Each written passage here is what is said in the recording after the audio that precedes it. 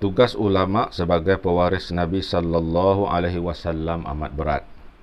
Sekiranya mereka tidak melaksanakan kewajipan tersebut seperti yang telah diwasiatkan oleh Nabi sallallahu alaihi wasallam, maka mereka sebenarnya telah dianggap sebagai orang yang khianat kepada Nabi sallallahu alaihi wasallam. Nauzubillahi min zalik.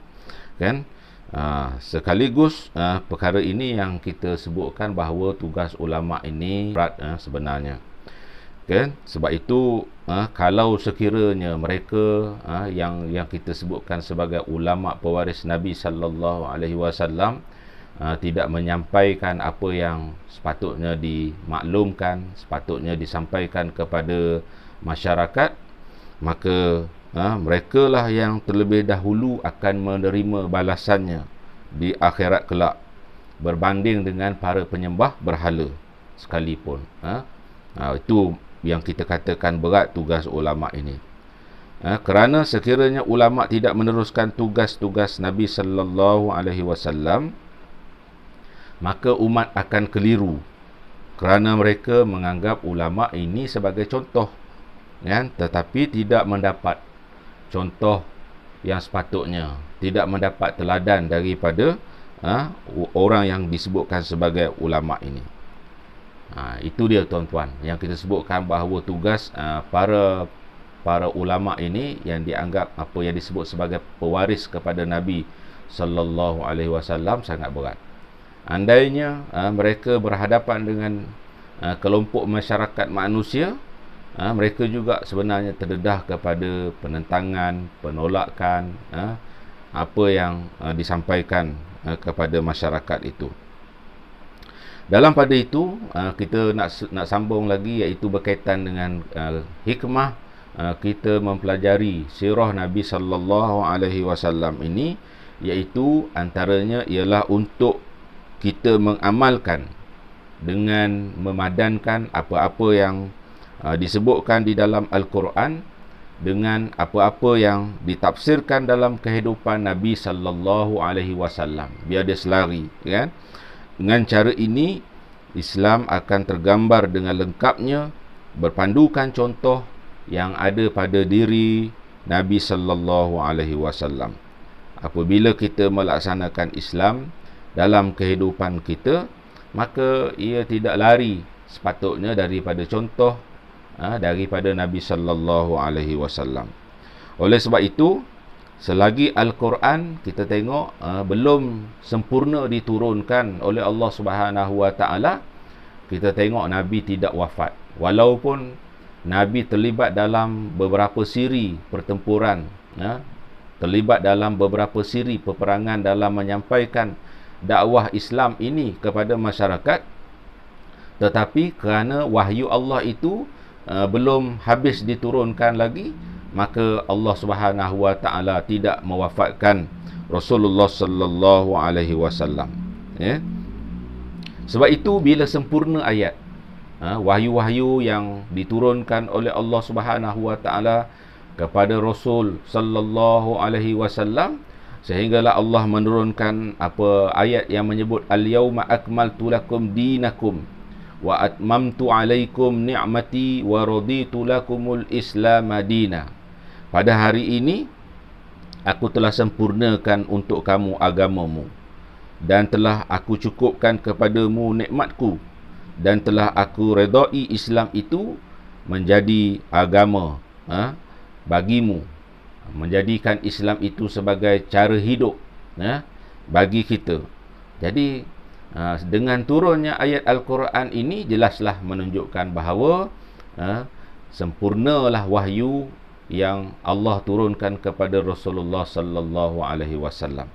Sebab itu tuan-tuan, bila ayat ini dibaca, sebahagian besar sahabat bergembira, kerana selama ini mereka berhadapan dengan tuduhan-tuduhan daripada musuh-musuh Islam yang mengatakan bahawa ajaran Islam ini tak lengkap, ajaran Islam ini tidak sempurna.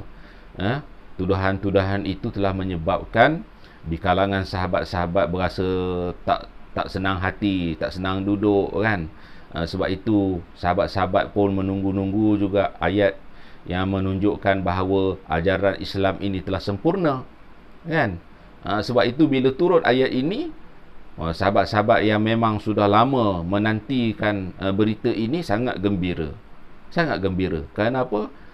Telah sempurna dah ajaran Islam, ataupun telah sempurna dah wahyu yang Allah turunkan kepada Rasulullah sallallahu alaihi wasallam.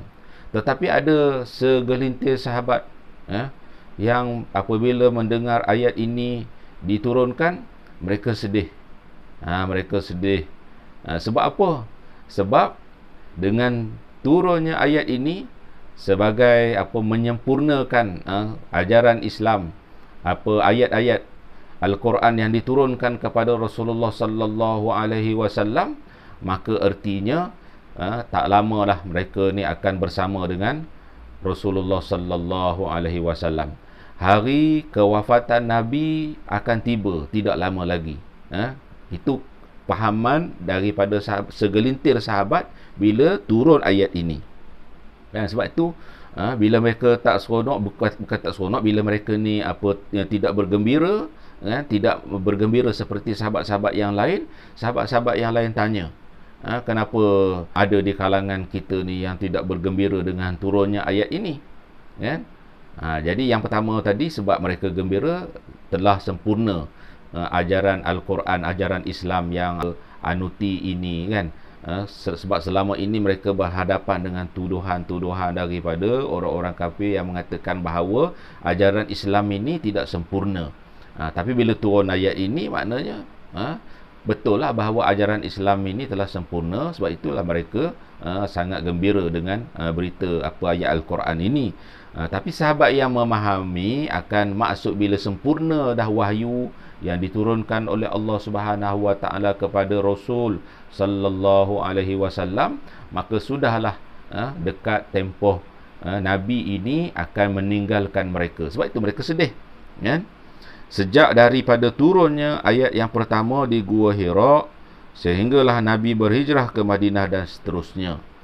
Maka dengan turunnya ayat yang kita bacakan tadi, ayat yang ketiga surah Al-Maidah, Al-yawma akmaltu lakum dinakum wa atmamtu alaikum ni'mati wa raditu lakumul Islam madina, maka bererti telah lengkaplah ajaran Islam itu sebagai cara hidup yang paling sempurna.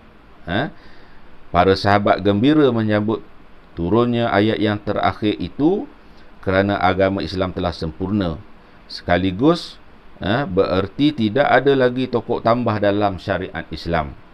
Namun ada sahabat yang kita sebutkan tadi, misalnya Saidina Abu Bakar As-Siddiq, kan? Dilihat menangis, tersedu sedan apabila mendengar Nabi sallallahu alaihi wasallam membacakan ayat, kerana Saidina Abu Bakar As-Siddiq radhiyallahu anhu ini, beliau amat memahami maksud di sebalik turunnya ayat yang berkenaan, iaitu ia membawa erti tugas Nabi sallallahu alaihi wasallam sudah sampai ke penghujungnya. Jadi insya-Allah tuan-tuan, kita akan sambung pada perbincangan pada masa yang lain. Hari ini cukup sekadar ini dulu. Mudah-mudahan ada sesuatu yang kita dapat daripada perbahasan bacaan kitab sirah Nabi pagi ini, insya-Allah. Sekian, assalamualaikum warahmatullahi wabarakatuh.